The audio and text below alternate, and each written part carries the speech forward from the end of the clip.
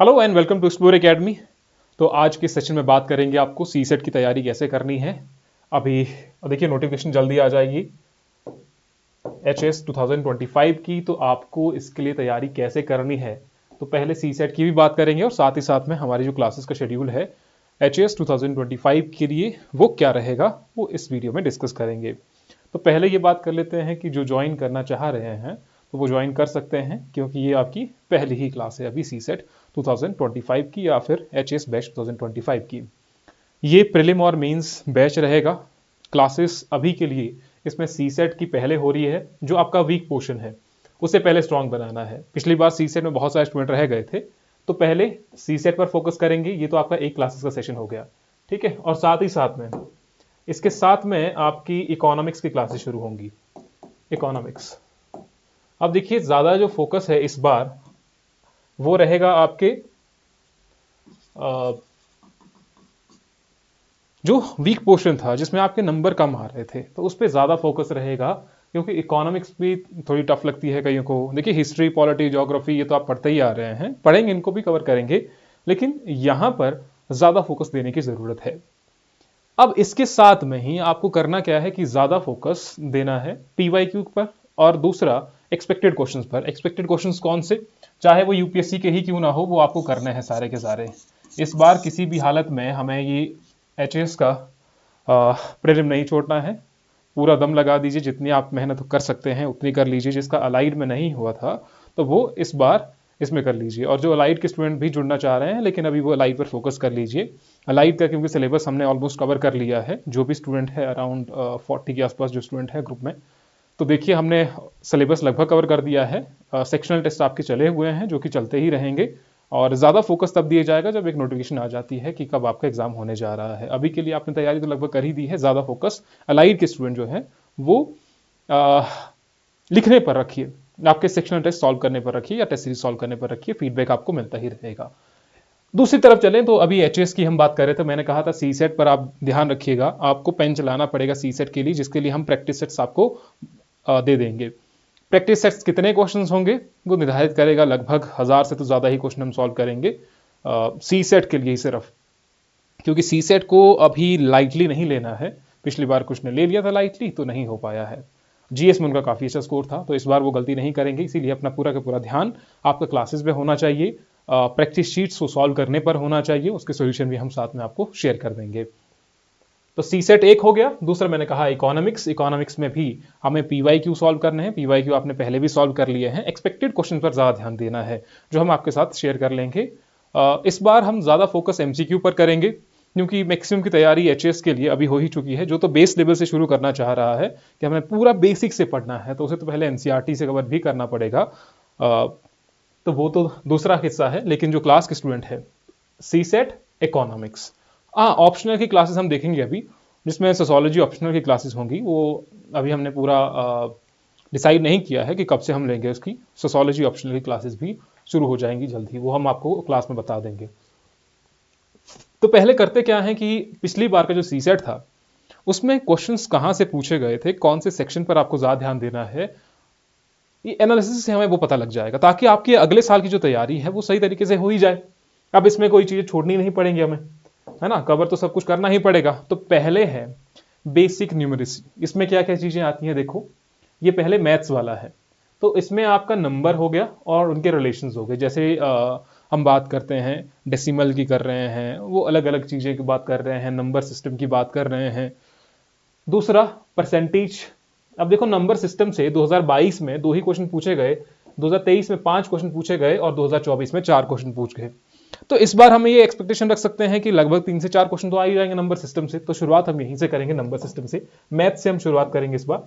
और दूसरा हो गया पर परसेंटेज। तो परसेंटेज से 3 क्वेश्चन आए हैं, फिर 6 क्वेश्चन आए हैं, फिर 8 क्वेश्चन आए। इसका मतलब ये है कि परसेंटेज जो है वो उसका दायरा बढ़ रहा है, उससे क्वेश्चन बढ़ रहे हैं। तो हमें इस पर फोकस करना पड़ेगा, परसेंटेज वाले पर। आप देखिएगा इस बार का सी सेट के क्वेश्चन पेपर को, तो आपको यहाँ पर परसेंटेज के क्वेश्चन बहुत ज़्यादा देखने को मिलेंगे, लगभग 8 क्वेश्चन। 8 क्वेश्चन का मतलब है 16 नंबर, और 16 नंबर तो भैया बहुत बड़ी कहानी हो जाती है। फिर टाइम एंड वर्क से 22 में नहीं आया है, 23 में 2 क्वेश्चन आया है, 24 में भी आपके 2 ही क्वेश्चन आए हुए हैं।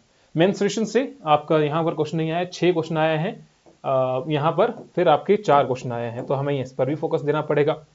Algebra, geometry and trigonometry becoming an important part of the preparation, इसीलिए यहां पर और ज्यादा फोकस देने की जरूरत है। क्वेश्चन देखिए, क्वेश्चन की संख्या 2022 में कुछ पूछा ही नहीं गया, 2023 में पूछे गए डायरेक्टली 12 क्वेश्चन और 2024 में पूछे गए 15 क्वेश्चंस, तो 15 क्वेश्चंस फ्रॉम दिस सेक्शन। तो ये बहुत इंपॉर्टेंट सेक्शन बन रहा है, इसलिए हमें ज्यादा ध्यान देने की जरूरत है अलजेब्रा, ट्रिग्नोमेट्री या फिर ज्योमेट्री पर। रेशो और प्रिपरेशन और प्रपोर्शन में एक क्वेश्चन पूछा गया, यहां पर भी 2 क्वेश्चन पूछे, यहां पर 1 क्वेश्चन पूछा गया, यानी कि 1-2 क्वेश्चन आने की संभावना है। Simple and compound interest 1 question पूछा गया, 2023 में कोई क्वेश्चन ही नहीं पूछा गया और 2024 में हमारे पास आता है 2 क्वेश्चन। फिर प्रॉफिट एंड लॉस हो गया, 1 क्वेश्चन आ गया, यहां से 2 क्वेश्चन और फिर 2024 में 2 क्वेश्चन। अब ध्यान दें कि सीसेट की तैयारी करने से पहले ये आपके माइंड में फीड हो जाना चाहिए कि आप सिर्फ ऐसे ही एनालिसिस की वीडियो देख रहे हैं या फिर आपको एग्जाम निकालना है, डिपेंड करता है। तो आपके दिमाग में ये फीड होना चाहिए। जब तक आपके दिमाग में ये सिलेबस मेंशन नहीं है कि आपको पूछा क्या जाने वाला है और कितना पूछा जाने वाला है, तब तक तो आप तैयारी नहीं कर सकते हैं। और हाँ, दूसरा, आंसर राइटिंग की प्रैक्टिस भी हम इसी के साथ ही करेंगे। प्रीलिम और मींस इस बार पूरा कवर करना है, कुछ नहीं छोड़ना है, ठीक है। Then we have speed and distance, 3 question पूछे गए, 2 क्वेश्चन पूछे गए, 4 क्वेश्चन पूछे गए, इसलिए ये वाला सेक्शन भी इंपॉर्टेंट है, तो हमें फोकस देना पड़ेगा भैया। 4 क्वेश्चन पूछे गए हैं। एपी एंड जीपी से एक ही क्वेश्चन है, एक क्वेश्चन, तो ज्यादा इंपॉर्टेंट नहीं है। एवरेज से भी लगभग एक क्वेश्चन पूछा गया है। प्रोबेबिलिटी से 3 क्वेश्चन और फिर 2 क्वेश्चन पूछे गए हैं, तो 1 से 2 क्वेश्चन भी हम एक्सपेक्ट कर सकते हैं इससे। डाटा इंटरप्रिटेशन, जिसके लिए हम पहले से काफी, यूनिट 2 आपका शुरू हो गया है, डीआई जिसे कहते हैं। अभी तक तो पहले साफ फोकस किया जा रहा था। देखो पहले कितने क्वेश्चन पूछे गए, 12 क्वेश्चन पूछे गए। यहां पर 12 क्वेश्चन का मतलब है लगभग 3 डीआई आई थी, आई थिंक 3 से 4 डीआई आई थी, जिसमें से फिर फर्दर क्वेश्चन ये थे।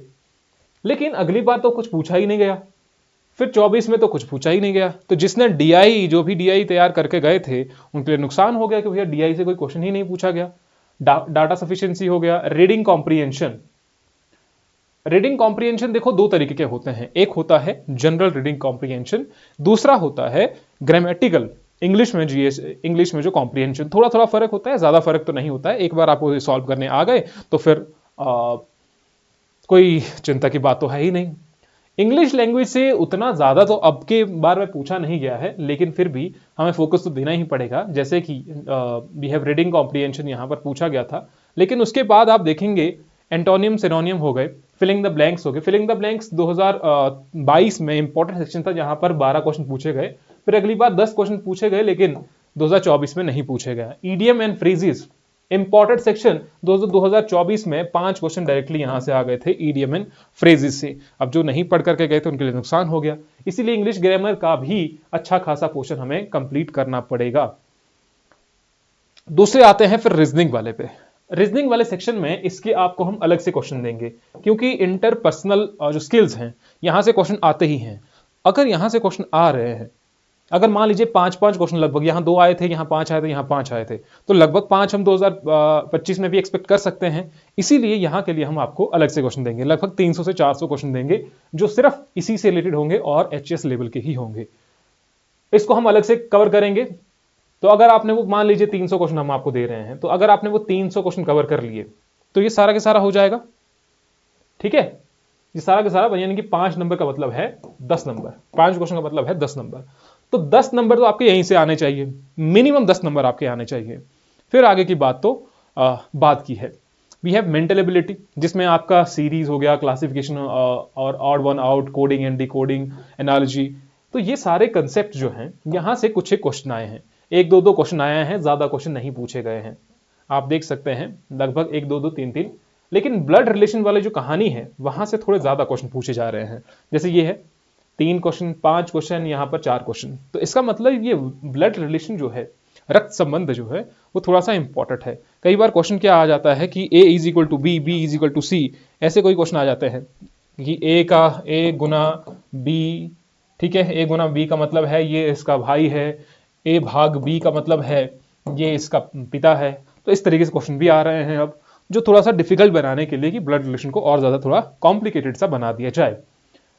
तो लॉजिकल रीजनिंग में आपका ब्लड रिलेशन हो गया, देन वी हैव डायरेक्शन वाला टेस्ट। 2 क्वेश्चन आए हैं, 1 क्वेश्चन 2 क्वेश्चन, तो डायरेक्शन वाले तो बहुत इजी होते हैं, तो 10 क्वेश्चन तो आपके ऊपर इंटरपर्सनल स्किल वाले ही हो गए हैं, डायरेक्शन टेस्ट हो गया है। रैंकिंग से 3 क्वेश्चन, 2 क्वेश्चन यहां पर नहीं पूछा गया है।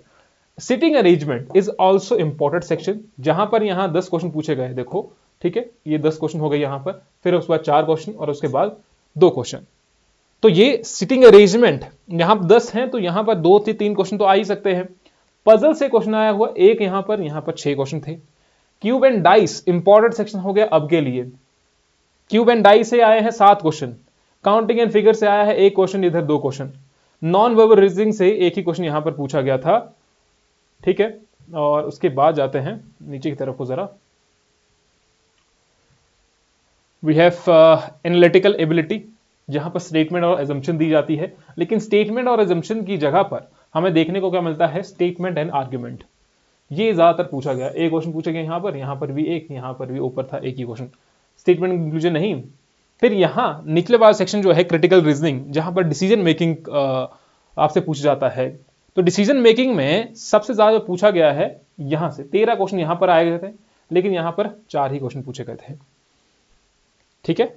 अब डिसीजन मेकिंग का मतलब भी क्या होता है, मान लीजिए कि ए जो है वो संडे को इकोनॉमिक्स पढ़ता है, बी जो है वो थर्सडे को सी सेट पढ़ता है, तो एक दिन छुट्टी भी है, और उसके अगले दिन कुछ और सब्जेक्ट पढ़ा जाता है, उसके पिछले दिन कोई और सब्जेक्ट पढ़ा जाता है, तो अब आपको वो सीक्वेंस बताना है कि बताइए कि वो शनिवार को कौन सा कंसेप्ट पढ़ता है या कौन सा सब्जेक्ट पढ़ता है। तो इस तरीके से क्वेश्चन पूछे जाते हैं आपको। तो ये डिसीजन मेकिंग हो गया, प्रॉब्लम सॉल्विंग हो गया, then we have comprehension. General comprehension, यहां पर 3 क्वेश्चन, यहां पर 5 क्वेश्चन है, और यहां पर भी 5 क्वेश्चन आपसे पूछे गए थे, ठीक है।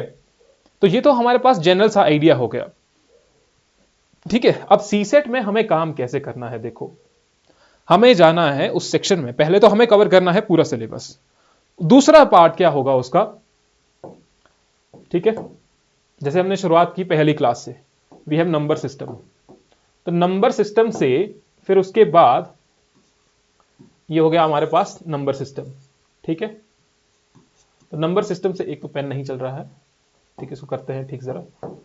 नंबर सिस्टम से उसके बाद हम करेंगे इसके एमसीक्यू, प्रैक्टिस करेंगे, हम क्वेश्चंस को प्रैक्टिस करेंगे, बेसिकली कहने का मतलब ये है। तो पहले हम शुरुआत करेंगे नंबर सिस्टम से, नंबर सिस्टम के बाद उसके एमसीक्यू सॉल्व करेंगे, उसके बाद दूसरा सेक्शन उसके एमसीक्यू, तो इस तरीके से हम सारे के सारे कुछ सब्जेक्ट्स को कवर कर लेंगे। फिर हमें ये भी साथ साथ में देखना है कि जो पोर्शन आपके लिए अच्छा है, जो पोर्शन आपको लगता है कि इसमें हम अच्छे मार्क्स फैच कर सकते हैं, तो वहां पर कोई गलती करनी नहीं है। जैसे कि मैंने अभी आपको कहा, ये इंटरपर्सनल और कम्युनिकेशन स्किल, तो ये 5 क्वेश्चन आ रहे हैं, तो 10 नंबर आपके डायरेक्टली आ रहे हैं। फिर मान लीजिए ब्लड रिलेशन है, तो 4 क्वेश्चन यहां से आ रहे हैं, इस बार हम 5 क्वेश्चन मान ले, एक्सपेक्ट 4 ही क्वेश्चन मान लीजिए कि 4 ही क्वेश्चन आ रहे हैं, तो 10 और 4 14 क्वेश्चन हो गए। रैंकिंग टेस्ट भी आपका गलत नहीं होना चाहिए, एक क्वेश्चन यहां से मान लेते हैं कि ये आपके 15 क्वेश्चन हो गए, ठीक है। अब ऊपर की तरफ जाएं, नंबर सिस्टम है, देयर रिलेशंस, 4 क्वेश्चन यहां से पूछे गए थे, तो 3 यहां से मान लीजिए, तो 4 3 17 हो गए। परसेंटेज से 8 क्वेश्चन है, तो हम 4 ही मान के चलते हैं, तो अभी तक 17 हुए थे, 17 ही हुए थे ना, 21 के क्वेश्चन हो गए लगभग। फिर आपका ट्रिग्नोमेट्री वाला पोर्शन हो गया, तो हम यहां से 5 क्वेश्चन मान के चल सकते हैं, मान लीजिए 26 क्वेश्चन हो गया आपके 21 में से, और 21 और 5 26। और उसके बाद स्पीड एंड डिस्टेंस से 2 क्वेश्चन मान लो, 27 28। डीआई से नहीं माना हमने, कुछ भी नहीं देखा हमने, जनरल कॉम्प्रीहेंशन देख लिया जो लास्ट में भी था। तो अभी तक 26 क्वेश्चन हुए हैं, तो 26 में से कॉम्प्रीहेंशन के 5 भी आपके ठीक हो गए, 31 क्वेश्चन हो गए। ये छोड़ दीजिए सब कुछ, सीरीज में से 1 क्वेश्चन मान लीजिए, ठीक है, 32 क्वेश्चन हो गए। फिर उसके बाद डायरेक्शन वाला मान लीजिए एक, 33 क्वेश्चन हो गए। अर्थमेटिक रीजनिंग से 3 क्वेश्चन आए हुए हैं, तो इसका भी 2 क्वेश्चन मान लीजिए जो आप ठीक कर सकते हैं, तो 32 हो गए थे, 33 34 क्वेश्चन हो गए। उसके बाद काउंटिंग एंड फिगर से 1 क्वेश्चन आ गया कहीं। तो मोटा मोटा कहने का अर्थ यह है कि 35 क्वेश्चन तो आप आराम से ठीक कर सकते हैं, अगर उनको सही तरीके से कर दिया जाए तो इसीलिए आपको रीजनिंग को उस तरीके से 35 या 40 क्वेश्चन तो आप ऐसे ही कर सकते हैं ना। तो टारगेट आपका यह नहीं होना चाहिए कि आपको सारे के सारे क्वेश्चन अटेम्प्ट करने हैं, टारगेट आपका यह होना चाहिए कि हमें किस तरीके से एग्जाम को पार करना है, क्वालिफाई इसमें होना है। तो एक बार आप क्वालिफाई हो गए, तो उसके बाद आपका दूसरी कहानी है जो अभी हम साथ साथ में मेन से क्वेश्चन भी हम साथ में देंगे आपको, क्योंकि जो क्वेश्चन हमने अलाइड के लिए बनाए हैं PYQ तो उसमें भी हमने एचएस के किए हैं, तो वो आपके साथ भी शेयर कर देंगे, उसमें क्या बड़ी बात है ना। तो उतनी कर आपकी तैयारी हो गई, लेकिन एचएस के लिए थोड़ा सा आगे बढ़ करके हम क्वेश्चंस बनाएंगे जो थोड़े बहुत डिफिकल्ट लेवल के होंगे। इस दौरान हम ये सीखेंगे कि आपको आंसर राइटिंग कैसे करनी है। तो आंसर राइटिंग अगर आपकी प्रैक्टिस इस समय में हो गई तो आपको मेंस में डिफिकल्टी नहीं आएगी, क्योंकि इस बार आप देखिए कि मेंस में बहुत सारे स्टूडेंट को बाहर कर दिया गया था। अब मेंस में बाहर तो कर दिया, अब क्यों हुए हैं? क्योंकि राइटिंग प्रैक्टिस नहीं थी, फीडबैक सही से नहीं था, लिखने का तरीका नहीं था। तो वो सब चीजें हम इस वाले सेशन में ही करेंगे। तो आई होप कि आप सभी को वीडियो में समझ आ गया होगा। कुछ भी आपके डाउट्स होंगे तो हमें बता दीजिएगा। क्लासेस आपके कोर्स में ऐड कर दी जाएंगी, ये PDF भी आपके कोर्स में ऐड कर दी जाएगी, ये फ्रीली अवेलेबल है, ये तो आप देख सकते हैं। ठीक है, तो ओवरऑल सा हमने क्या कहा है, देखो सीसेट एक क्लासेस हो गई, इकोनॉमिक्स इसके साथ में ही होगा, आंसर राइटिंग। तो सीसेट के साथ हम MCQ भी डिस्कस करेंगे साथ ही साथ में, जो इसके प्रैक्टिस सेट्स चलेंगे। तो इकोनॉमिक्स, सीसेट और आंसर राइटिंग, ये सारी चीजें आपके एक साथ में ही चलेंगी। ऑप्शनल का क्या होगा वो हम बता ही देंगे, इकोनॉमिक्स अलग सेक्शन है। तो यही चला हुआ है। बाकी आई होप कि आप सबको आपको समझ आ ही गया होगा। कुछ आपके डाउट्स होंगे तो हमें बता दीजिएगा। बाकी मिलते हैं आपसे फिर किसी नेक्स्ट सेशन में। Till then, thank you.